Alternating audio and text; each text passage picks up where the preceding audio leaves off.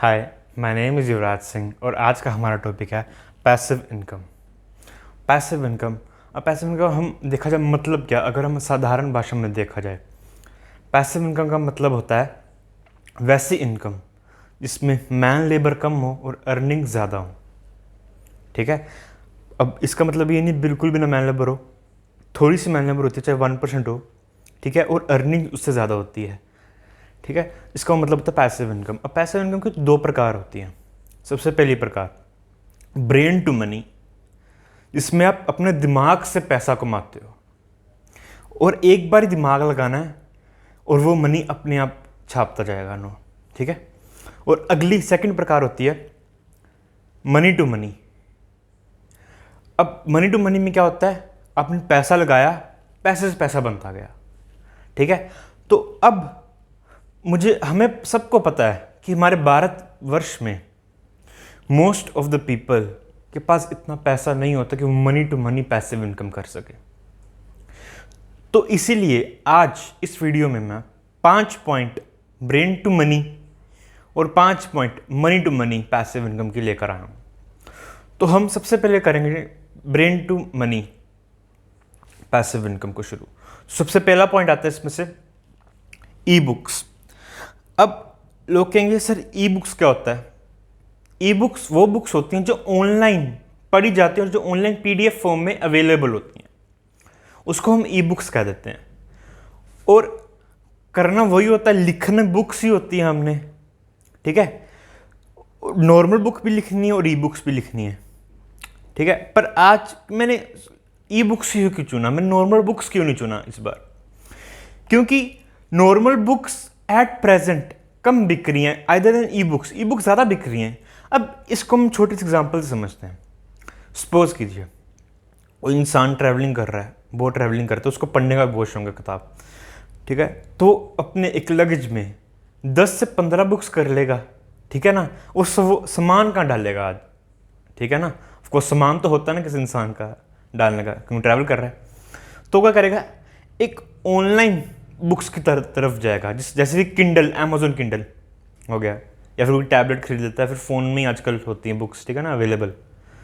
तो वो क्या करेगा, कोई ऐसा डिवाइस खरीद लेगा जिसकी वजह से उसके पास मिलियंस ऑफ बुक्स एक डिवाइस में स्टोर हों, जिसकी वजह से एट प्रेजेंट ई बुक्स का बूम बहुत हो चुका है और आगे जाने वाली फ्यूचर जनरेशन में भी ई बुक्स का बूम बहुत होगा।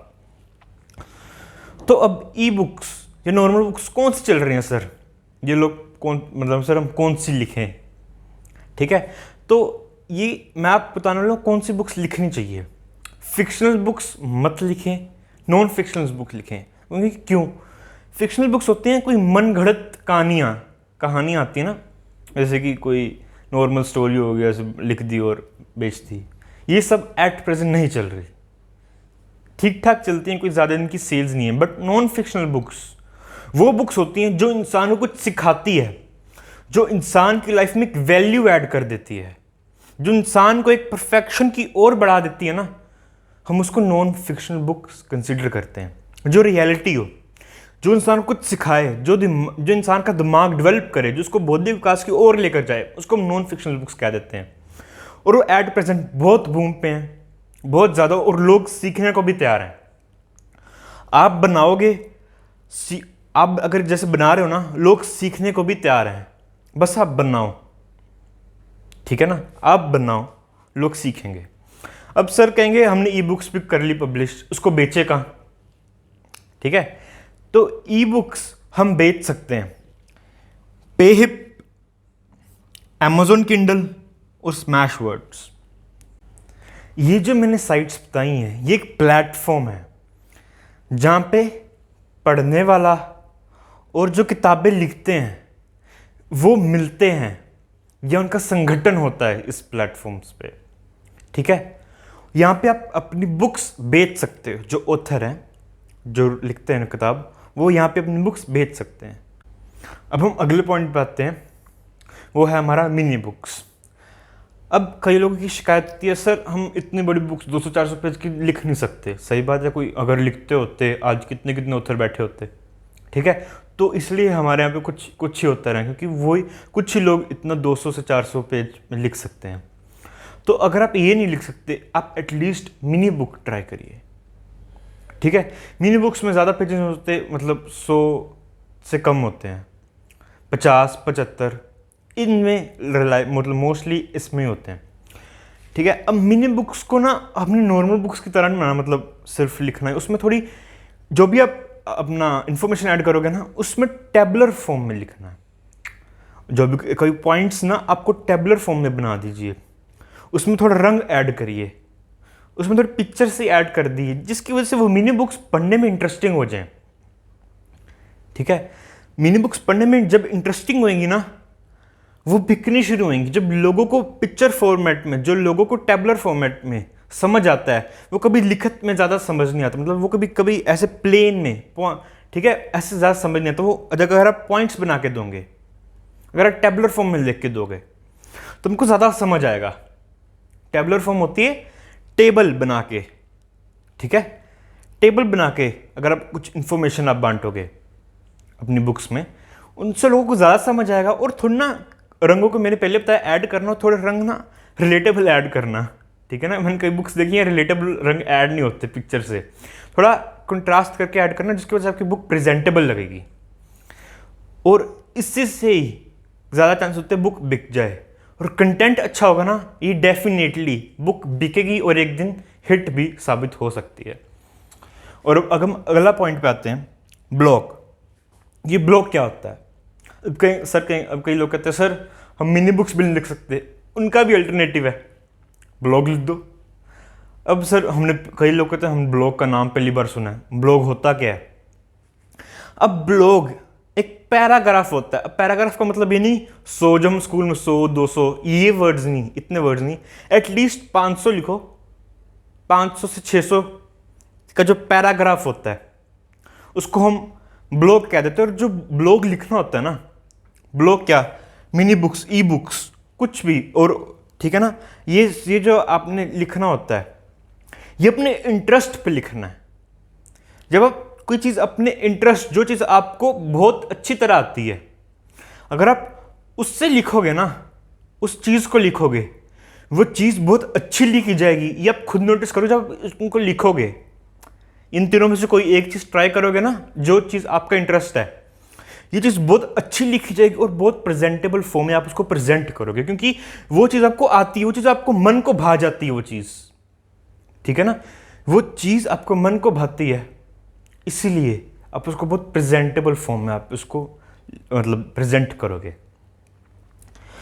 अब ब्लॉग्स लिखने कैसे होते हैं? अब ब्लॉग्स हर एक टॉपिक पे लिखे जा सकते हैं, मतलब हाउ टू रन, इस पे भी आप ब्लॉग्स लिख सकते हो।